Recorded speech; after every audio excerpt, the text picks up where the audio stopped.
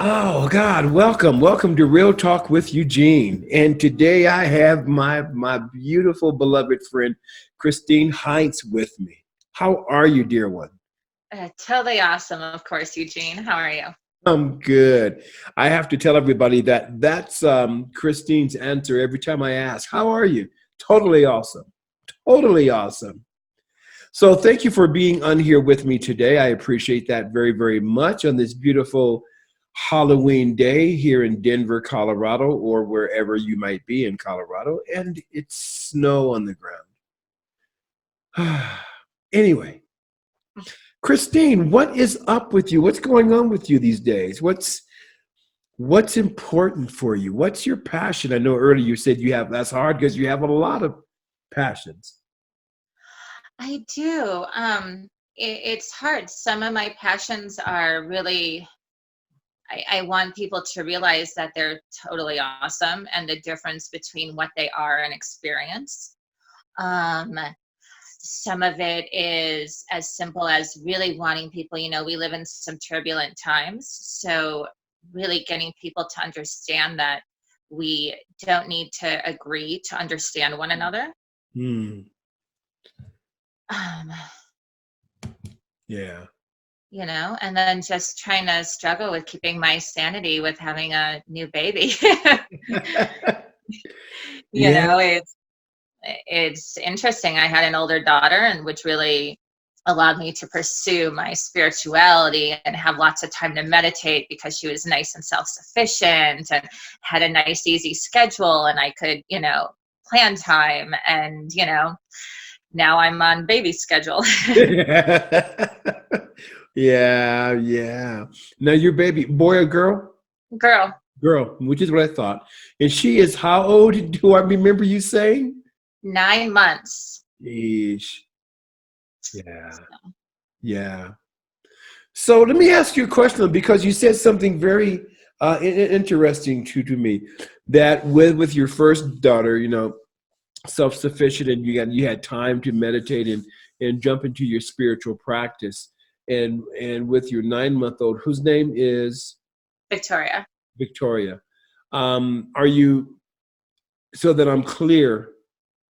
No, I understand it, but I want to ask it this way. So because Victoria is now in your life and you're on baby time, do you not have time for your spiritual practice? It's just not as regulated. Yeah. Um, when I had just the older daughter, I could wake up early. I could start my day the way that I like best. I would hit the ground, exercise, then I would meditate, then I would eat, then I would do other stuff. But so now it's more so I have to meditate when I can. Sometimes when baby was younger, I had her meditate with me a lot. Sometimes works now, sometimes not, you know. So yeah, I just have to kind of squeeze it in where I can, Yeah. and a lot more mindfulness practices now. Kind What's of, that, what is that saying? Get in where you can fit and where you can fit in. yeah, Yeah. So one of your passions you mentioned is reminding people of who they are and that they don't have to you didn't use this word, but I'm going to use this word attached to to their experiences. yeah. Can you speak a little more to that, Christine, if you don't mind? Oh, absolutely. I think regardless of whatever you call God, whether you're Mormon, whether you're Jewish, whether you're Catholic, whether you're science of mind, whether you're pagan, whether you worship the goddess, whether you worship Mother Earth, any of those always speak to that, we're children of God, and Mm. that we're created in God's image, that we're these beautiful souls, we're these beautiful beings. And when you realize that you're this beautiful soul, you're this beautiful being, and there's a lot of quotes going on right now about, how we're these souls having this human experience. And I think that's a great way to kind of view it. We're not the experience. We are that perfect embodiment of spirit realizing itself. We're Christine isn't Christine experiencing. Christine is experiencing life. Mm. Christine is creating, and Christine is experiencing, but Christine is not that experience. So if I'm not that experience, then that experience doesn't own me. So that experience doesn't get to own my day, because no matter what my experience is, I'm awesome. No matter what Eugene's experience is, he's awesome, because we're all beautiful. We're all beautiful beings. And we're all these, sorry, the tech problems. um, we're all just this beautiful light. And when we can separate from that, when we can really remember that it's kind of a game, right? Because if we recognize our eternal beingness, then really none of this matters. And not in that negative way, and that, kind of,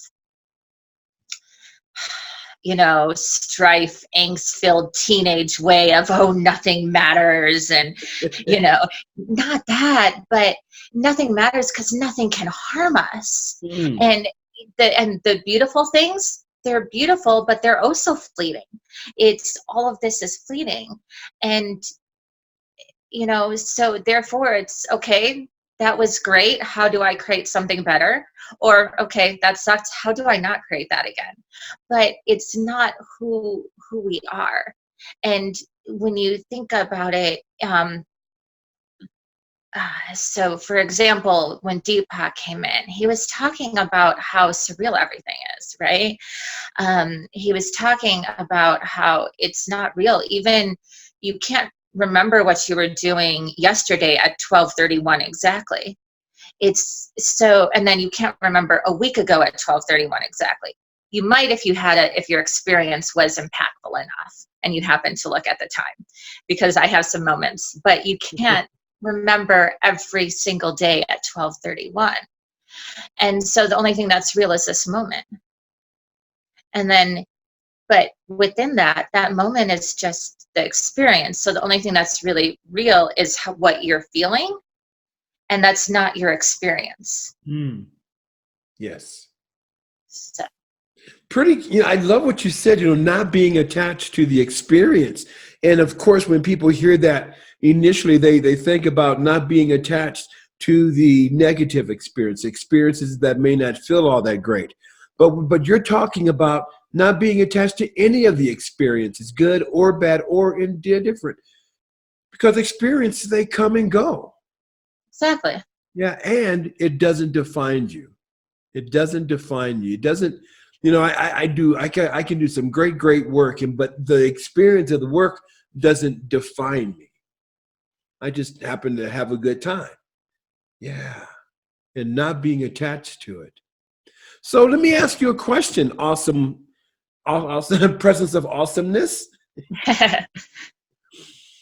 How would you go about telling people how not to get attached to the experience?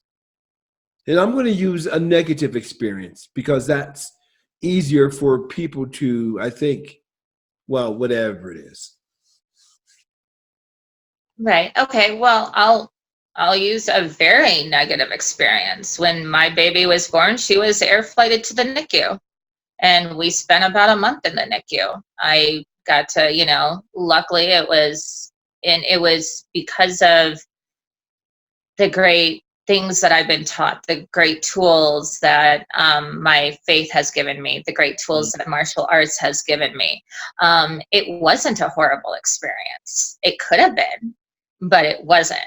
And that's because I was able to remember who I was, and I was able to center, and I was able to come back. And a lot of how you do it is not creating what the next 5 minutes or hour or 3 hours is going to be, because part of getting caught up in experience and attaching to experience is making up that story about the experience. So if this moment is bad, then I'm thinking that the next moment is going to be bad, and it's escalating in one way or another.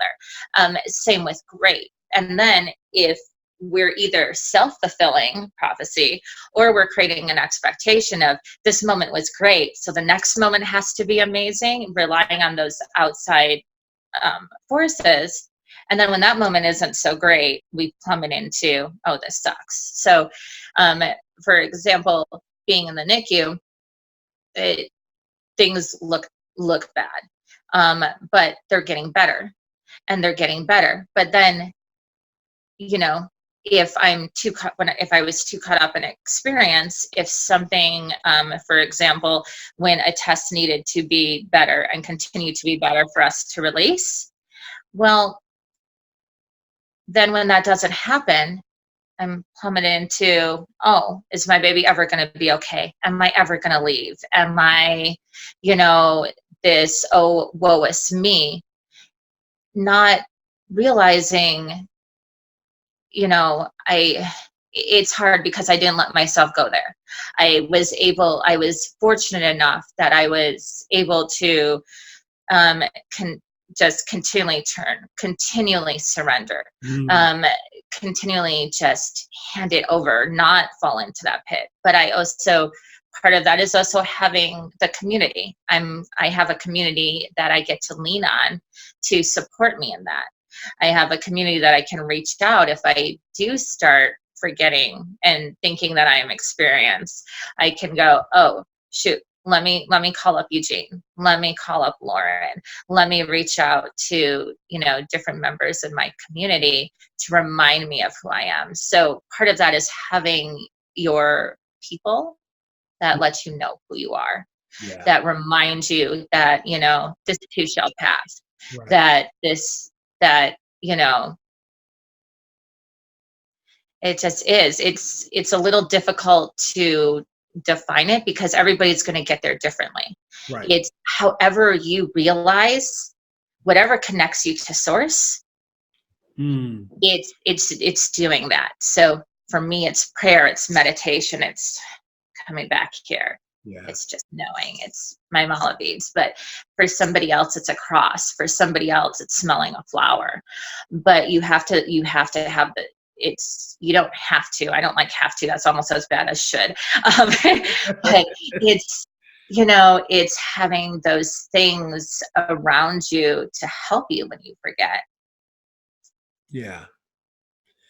I've been a believer now for firm believer over I don't know how many years now that every experience that we have, to me, is an experience to remind me of who I am.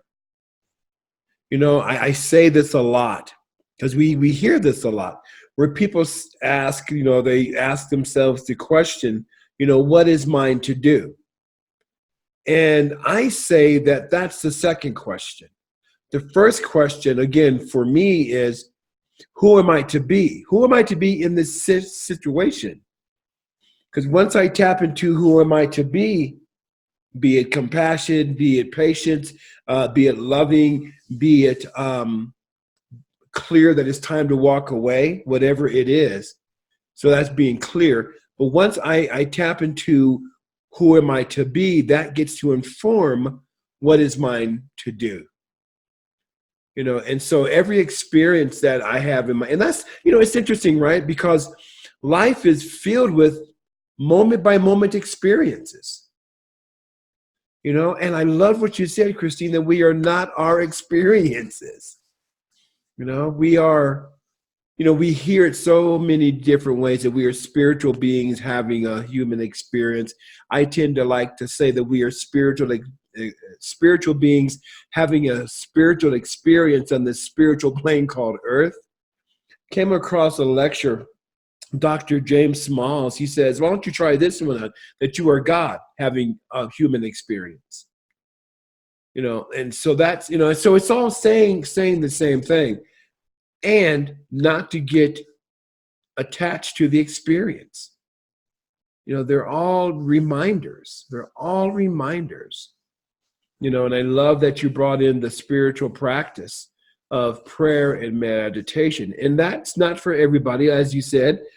Some people may have a different spiritual practice, like hiking or bike riding or surfing or knitting or baking. If there are any bakers out there, I will give you my address. You can send me some cookies. Oh, you are you? Okay, chocolate chip. But there was something else that you said in terms of that practice, no matter what it is, be it meditation or prayer or hiking or whatever it is, but that it's continual, that it's continual. You know, Yeah, yeah, that's so important, so important. Yeah, absolutely. I yeah. think there's something that you say that actually captures it really well, and I'm trying to remember exactly how you say it, but living the prayer. Oh, living the 5 steps of prayer. Yeah, Yeah, yeah, and that's what it is, just that knowing, stepping into that knowing of, if you can't even know it about yourself, just knowing about what is. right. Just And then, mhm. yeah. And then if you can't, even if you don't know those, just stepping onto the gratitude, just falling into the gratitude, if nothing else. If nothing else, if You nothing know? else, I am grateful. Who is that? Meister Eckhart, right? Yeah. Yeah. The only prayer you can say is thank you. That would suffice. Yeah. Gratitude, man, I love that. It's interesting when you brought up, living the 5 steps of prayer, living prayer, living as answered prayer. And as we know in this particular, teaching, the formula of the 5 steps, and gratitude, as we know, is the 4th step. But I tend, when I do this class or workshop, in fact, I just got back, God, from facilitating a master class throughout the weekend. It was a week. It was a day and a half of just going through the steps, in Jamaica, which was great.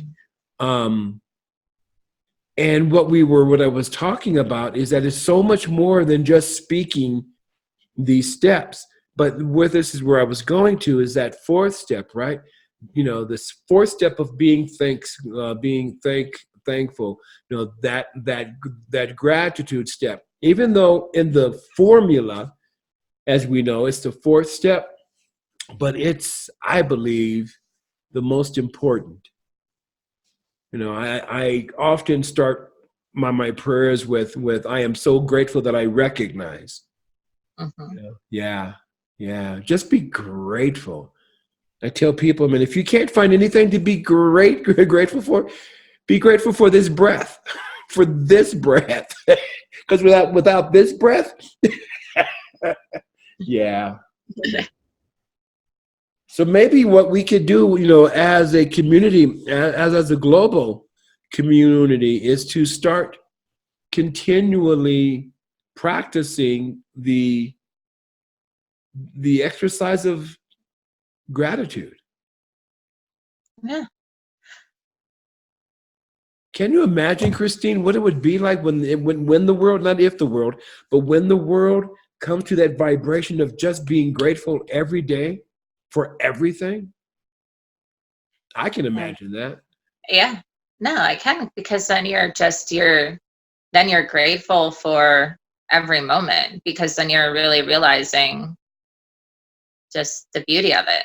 And Yeah. I think it's interesting what you said about how you were in Jamaica, and it's great, right? But Right. then there's people in Jamaica and there's people in New Jersey that would say, coming to Colorado and having it snow on Halloween, oh, that was such a great experience to be studying and experiencing this, because they're getting away from their experience, and they're actually opening up to being present in that moment. Yeah. um, and so if we can just get to that place of not needing to, and not that you said you needed to, but so many people need to go on a vacation or go away to really see what's around. I think that gratitude also brings us in to see, if I look around my house in gratitude, then I see it differently than if I'm just there looking around. Right. Right. Someone was asking me about my experience this past weekend, and in fact, I wrote about this as well. I journaled on this, that every single moment was spectacular. Every single moment, from the time that I left here to the time that I got back. but my time there, every moment was a magnificent time. And someone then they asked me, well, how could that be? Well, because I chose that. You know, I'm grateful that we have the gift of choice. Mm-hmm. You know, because I choose to. Oh, it was great. It was a great time. I'll be back soon. And sorry, but that's a huge thing that you just said, is that you got to choose it, because that's huge. In any experience, we get to choose how we see it. We get to choose how we experience it. Right. You know, it's a choice. We can choose whichever, and we can choose moment to moment. Right. Yeah, that, you know, getting to choose that no matter what, I'm going to be happy. Right. No matter what, this is great. No matter what. You know, I arrived Wednesday morning. I walked into my house at about 12:30 p.m. Tuesday night. I'm still waiting on my luggage. Oh. Right? And that's an experience, right? My luggage isn't with me. I haven't shaven. I haven't trimmed, and instead of choosing to be upset about it, it's like, well, this is what it is. Because what I learned is that the experience is going to be the experience, whether I'm upset about it or not. Yeah. So your luggage decided to go on a longer vacation, and you can't control it. Yeah, exactly. I'm like, okay, whatever. So, you know, and I always like to remind people, Christine, that as divinely human beings, we have this beautiful gift of choice. It's a gift. You know, the bears don't have a choice. You know, animals live by mainly that instinctual thing. We, as humanly divine and divinely human, we have this great gift of choice. You know, so I want to encourage everybody to really be aware of that, and treat that gift just as if it is a gift, because it is. You know, I can choose to be upset that my luggage isn't here. I'd rather not, because it doesn't feel good. So choose what feels good, and continue to choose the highest and best. Yeah. So what would you like to leave the people with? What would you like them to know?